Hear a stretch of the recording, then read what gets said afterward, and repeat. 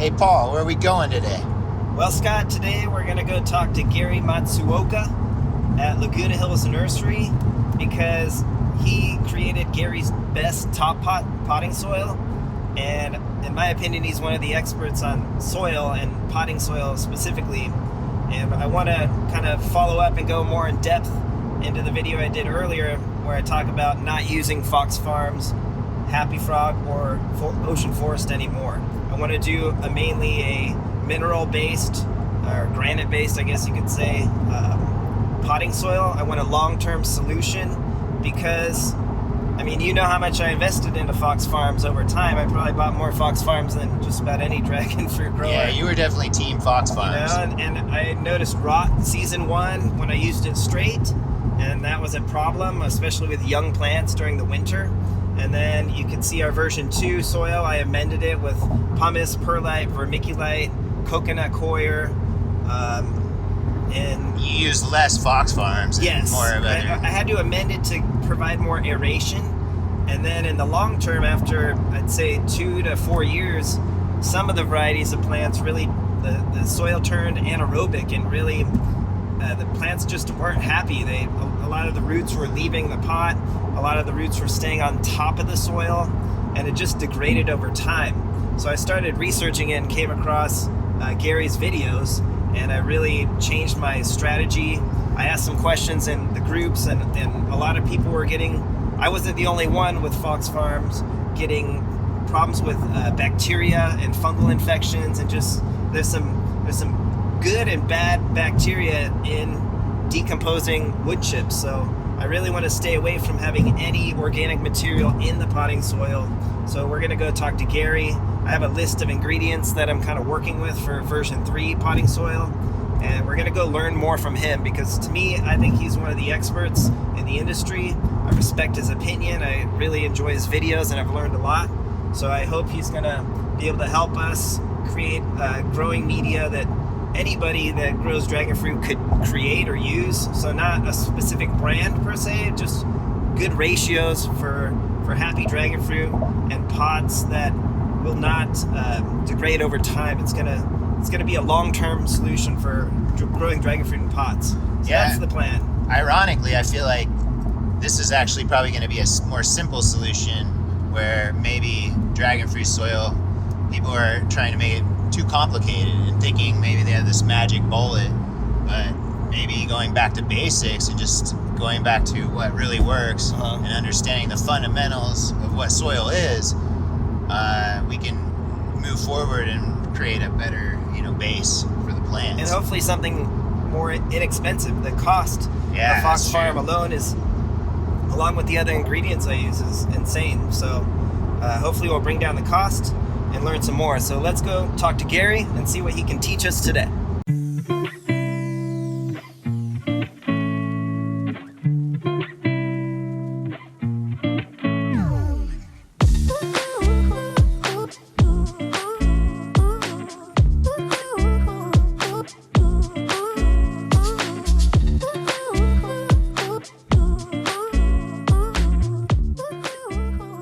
Hey everybody, this is Paul, and I'm with Gary Matsuoka today, and we're going to learn more about potting soil and long-term potting solutions for dragon fruit. So Gary, I've been on a quest for better soil. I came across your channel, and now I'm using a lot less composted and plant materials inside my potting soil. I was using Fox Farms and Kellogg's Palm and Cactus, and in the short term it was great. In the long term, my plants are unhappy. So now I'm kind of on a version 3 mixture, and I was wondering if you'd evaluate this mix. I'm at about a 25% coarse sand, 20% biochar, which would be store-bought. I found a nice source that is supposedly activated. What do you recommend about activation and biochar? They know it charcoal works because they said the old campfires were found in the jungles of Central America that are 10,000 years old. The jungle grows great over the top of them, and the guys who, and even today, the farmers there practice making biochar. They just burn their plants and then bury them while they're burning. Okay. And that makes the charcoal. I don't know what you would call that kind of charcoal, but they said the campfires, wherever there's a campfire, the jungle grows really nicely right on top of it, and they can tell where every campfire was from the old, from 10,000 years ago. They can tell. Yeah, that makes sense. Okay. So they said the charcoal never changes. They said also, of course, from volcanic activity, you get those flows coming down the side of a volcano. It just totally charcoalizes all the plants in the area. And it's an inert material, you said? Yeah, charcoal's inert. It's not active. And it's a pH of like a 7. It's pretty balanced, do you think, or neutral? It's supposed to be it's supposed to be biologically non-active, so it's just inert material. Okay. But the nutrients just stick to it. So using 25% sand, 20% biochar, 15% pumice, 10% perlite, 10% vermiculite, and then about 10% peat moss and coconut coir, the large chunky parts. Well, what do you think of those materials? I just leave the coconut coir out, and the vermiculite might be a little bit high. So vermiculite essentially is clay. So if you have 10% clay in a mix, it's going to be a little gummy. It may not drain as well as it should. So it'd retain too much moisture. Right. Is that why you prefer a peat moss? Well, peat moss slowly changes too. It's not charcoal. Okay. It's not clay. Let's put it that way, because we've seen people using. We had a grower who wanted to grow things for us, and she put in I think around 20% vermiculite, and it was so gummy. The plants were just rotting in it. Okay, so way too high. So about 5% vermiculite, maybe. I'd just leave it out. Leave it out. Okay, so no vermiculite. What's the problem with coconut coir over time? It's too fresh. Okay. So anything that fresh is going to decompose and create most likely toxins, especially in a mix. If it's on the surface, there's no issue at all. There's enough oxygen there to decompose it properly. But when you have it buried in a mix, the danger is it's going to create sewer gases, which are toxic to the roots. Okay. Whereas peat moss, we just haven't seen. Peat moss has been sitting around thousands of years at the bottom of a lake. It doesn't seem to have any of that activity. It doesn't decompose fast enough to cause trouble, and it doesn't change into anything bad. It essentially is like clay for a while, and then it disappears and it's gone. Okay. So you'd recommend a sand-based 20 to 30%. Biochar would be fine. Well, when we did our initial testing, 100% sand was the king. That beat everything we did. So if weight's not an issue, a lot of sand and maybe decomposed granite, like that coarser? Decomposed granite's great too. Okay. So the original potting soil, that they used to use hundreds of years ago was sand. I mean, that's what all the books say. So like they said in France, they had the first greenhouses, they had the big citrus and big pots, and they analyzed the soil in those pots in the 1950s. It was 95% sand. And then my father's bonsai book, and of course in Asia they've been doing bonsai in China and Japan for thousands of years. They mentioned that sand is the most vigorous growing medium you can grow a plant in a pot. But they don't want to use it for bonsai because the plants are too vigorous. They want the plants to look stunted. And they want everything to be small, so they have to get some clay in there. But they said if you get too much clay in there and your plant starts rotting, just take it out of the pot, take off the soil, put it in straight sand until it recovers. So they've known all along, and people around the world have known all along, that sand's the best potting medium that you can put a plant in. When we were doing our initial testing, sand with a cover of compost on the surface was our best setup. We just knew we couldn't sell sand as potting soil. No one would believe us. And it's too heavy, right? Well, it's white and it's too heavy. Now, does the grain size matter? Because I've been trying to source it. I see playground sand is really, really fine versus maybe the Home Depot Quikrete wash sand is a coarser material. We've used all of them. They all work. One of the big problems with sand is our containers have these big holes at the bottom, and sand, and when it's dry, come right out. It's just like an hourglass. It just keeps flowing out the bottom. So what we would do is put a paper towel down there, and then so the sand wouldn't come out initially. And once the towel got wet, it just disintegrated, and the water came out just fine, and the sand would stay once it's wet.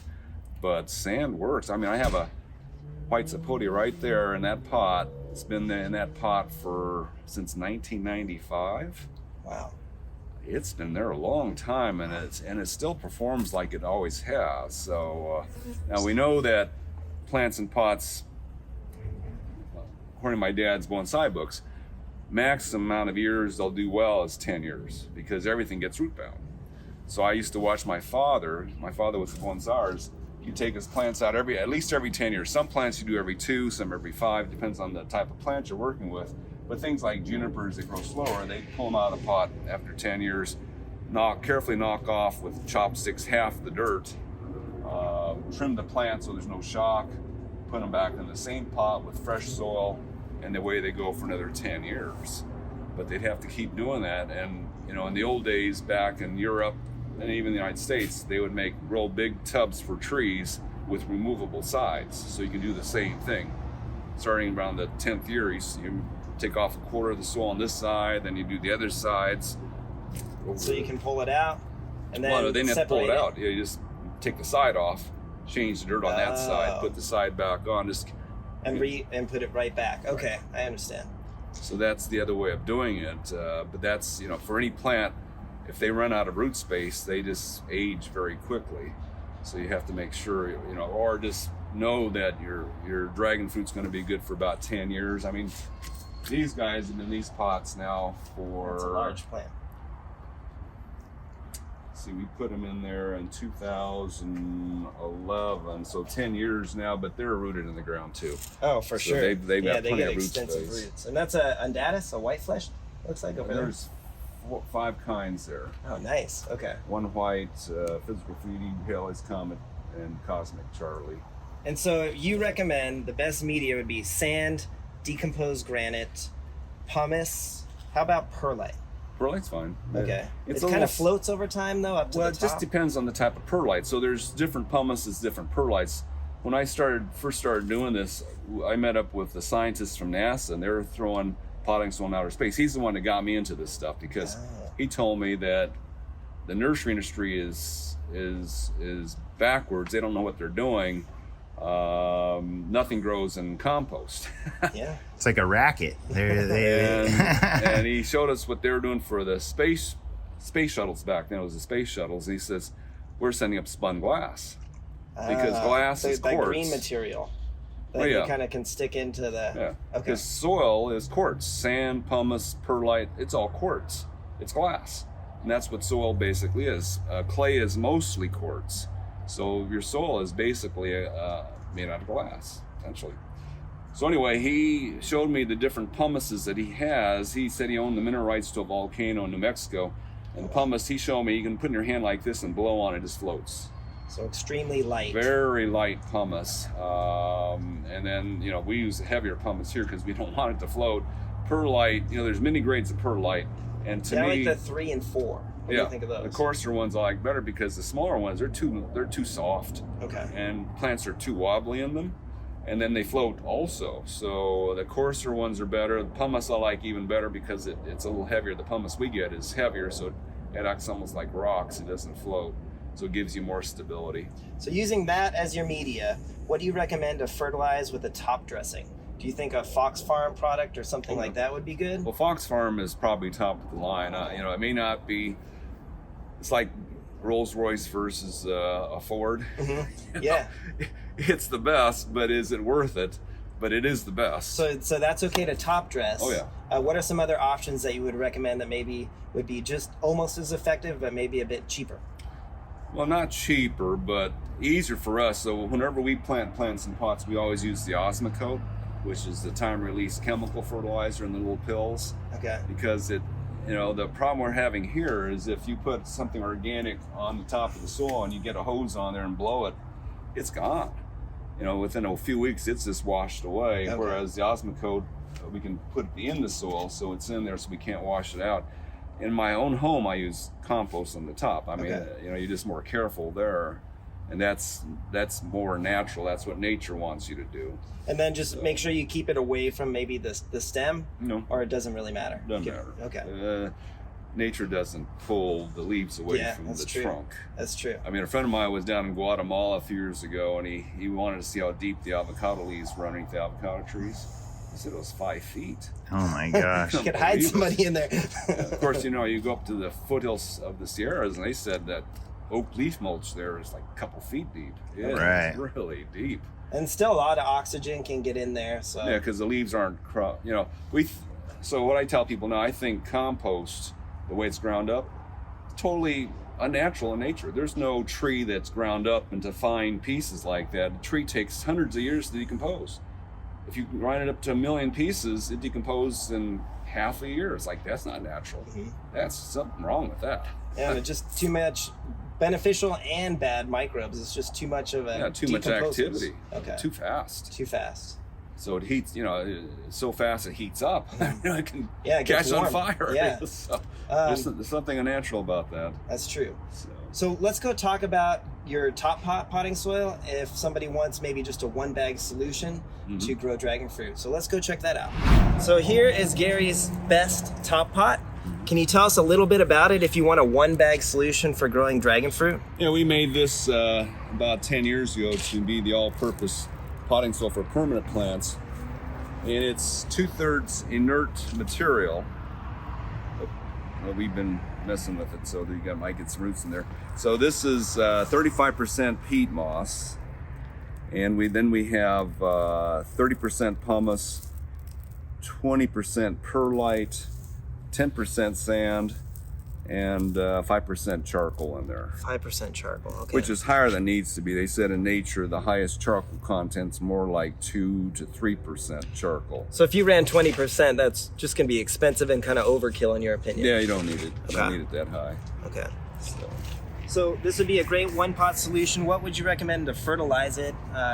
If you were to grow a pot of dragon fruit with just dumping in this bag of soil, how would you fertilize it in the time of year? Well, of course, we like to plant them more or less in the spring. It's kind of cool this time of year in the winter, or can come into winter to start things in bigger pots. But so we know that most organic fertilizers take 2 to 3 weeks to kick in. So at the nursery, at least, we throw in a time-release fertilizer called Awesome Coat. That's a chemical fertilizer just to get things started. And a lot of times we'll put in an organic fertilizer at the same time, and there's quite a few brands of that we could use, but because those will kick in later. And in the long run, we'd rather go organic. That keeps the soil healthier in the long term. Okay. And some people worry about using that much peat moss over time. Do you think it's going to turn more acidic? Well, peat moss does create acids as it breaks down, but because of at least on the West Coast, well, all over the country, they do make your tap water highly alkaline just so it doesn't dissolve the metal pipes. So with the pH of around 10 or 11 and the pipes coming down, you want some peat moss around to keep it more neutral. It'll balance it out. Okay. Right. And we find, and a lot of the research shows that pH isn't as important as you think it might be, except when you use chemical fertilizers, organic fertilizers, the pH really doesn't matter. Okay. Because those things do not dissolve in the water. They just get broken down by the fungi in the soil, and that's a direct feed to the plant rather than having to dissolve in water. And so over time, just continue as the plant gets older, you're just going to top dress it only with organic compost. Right. Would be great. That's or the if you best could way. afford it, Fox Farm soil, Yes. put that as a top dresser. That is the best on Okay. the market that we know of. Great. All right. Well, thank you so much for your time, Gary. We You're really welcome. appreciate it. All right. Give us a like and a subscribe. Have a wonderful day. Take care.